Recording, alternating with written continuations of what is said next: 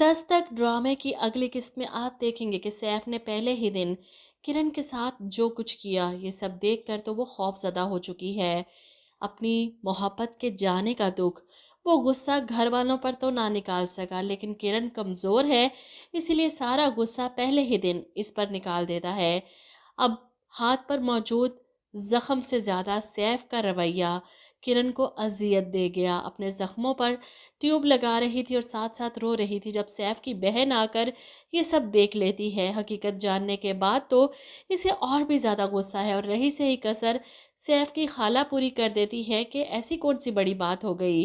लेकिन सैफ की बहन ऐसे खामोश रहने वाली नहीं, जाकर शर्म दिलाती है सैफ को कि उस मासूम लड़की का क्या कसूर है कि तुम्हारी बीवी बनकर इस घर में आई। माफ़ी मांगो इससे जाकर अभी और इसी वक्त। और बहन के शर्म दिलाने पर सैफ को एहसास होता है कि वो वाकई कुछ ज़्यादा ही रूड हो गया था। इसीलिए अपने कमरे में जाता है जब किरण तैयार होकर बाहर निकल रही थी। अपने हाथों के ज़ख़म छुपाने के लिए इसने मेकअप बेस लगा रखी थी ताकि ज़ख़म किसी को नज़र ना आए, ख़ास तौर पर इसके घर वालों को। ऐसे में सैफ से सामना होता है तो डर जाती है। सैफ माजरत करता है अपने रवैये पर कि मुझे ऐसा नहीं करना चाहिए था। खैर, किरण के घर वाले आ चुके हैं नाश्ता लेकर। ऐसे में नाश्ते की टेबल पर किरण के साथ बैठी इसकी माँ इसके हाथ पर मौजूद ज़ख़म देखकर पूछे बगैर नहीं रह सकी, ये क्या है? और ऐसे में किरण फ़ौरन अपने हाथ छुपा लेती है, कुछ नहीं अम्मी। लेकिन माँ को तो परेशानी लग जाती है कि कुछ ना कुछ तो गड़बड़ है। पहले ही दिन दुल्हन के हाथ पर ऐसे ज़ख़म, शाम को वलीमा है। इस वक्त वो किरण से कुछ नहीं पूछ सकती थी। ऐसे में वलीमे के फंक्शन से फारिग होकर किरण घर आती है। बेड पर बैठी है जब सैफ इसके पास आकर बैठता है और वो डर कर उठकर खड़ी हो जाती है। इतनी घबराहट होती है कि सैफ को देखकर कहती है, जब से शादी हुई है आपका बिहेवियर मेरे साथ बहुत अजीब है, मुझे आदत नहीं है ऐसे। सैफ का रवैया इसकी बर्दाश्त से बाहर है। ऐसे में वो सैफ से पूछ ही लेती है, कभी कभी तो मुझे लगता है जैसे मैं भी आपको पसंद नहीं हूँ। सैफ जो पहले ही भरा बैठा था, इस पर सारा गुस्सा निकाल देता है। तुम्हें बिल्कुल ठीक लगता है, बहुत बुरी लगती हो मुझे, नफरत करता हूँ मैं तुमसे। है ही क्या तुम में जो मेरी माँ इतनी पागल हुई तुम्हारे पीछे? ये सुनकर किरण को बहुत गुस्सा आता है। अगर इतनी ही बुरी लगी थी तो मत करते शादी, मैंने आपको आकर नहीं कहा था कि मुझसे शादी करें।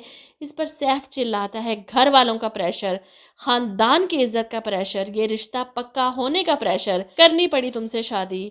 इस पर किरण पूछ ही लेती है, किसी और को पसंद करते थे? ऐसे में सैफ कहता है, पसंद? मोहब्बत करता था, इश्क था मुझे, लेकिन तुम्हारी वजह से अपनी मोहब्बत से दूर हो गया मैं। किरण को बहुत गुस्सा आता है कि इस सब में मेरा क्या कसूर है? मुझे क्या पता था कि आप किसी और को पसंद करते हैं? मैं कोई ज़बरदस्ती तो आपकी ज़िंदगी में नहीं शामिल हुई। वो रोते हुए कमरे से निकल जाती है और जब जाकर अपनी सास और नंद को इस बारे में बताती है तो वो इसके आंसू साफ कर रहे हैं। ऐसे में सैफ को बातें सुनाते हैं तो वो उल्टा इन पर चिल्ला कर जाता है, आपकी पसंद है ना, तो रखे खुद ही संभाल कर, मुझे नहीं पसंद। वो चला जाता है और किरण का रो रो कर बुरा हाल।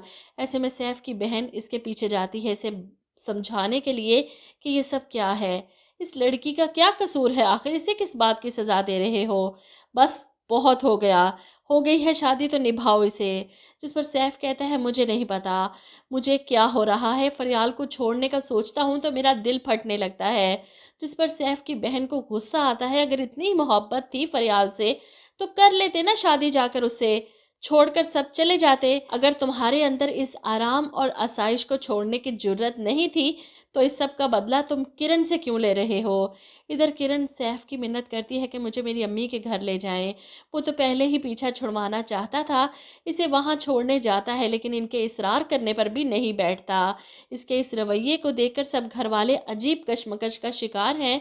ऊपर से किरण के मामू इसके हाथ पर मौजूद जख्म देखकर पूछते हैं, जिस पर किरण झूठ बोल देती है कि चूड़ियाँ उतारते हुए हाथ पर लग गई थी, इतनी बड़ी बात नहीं है।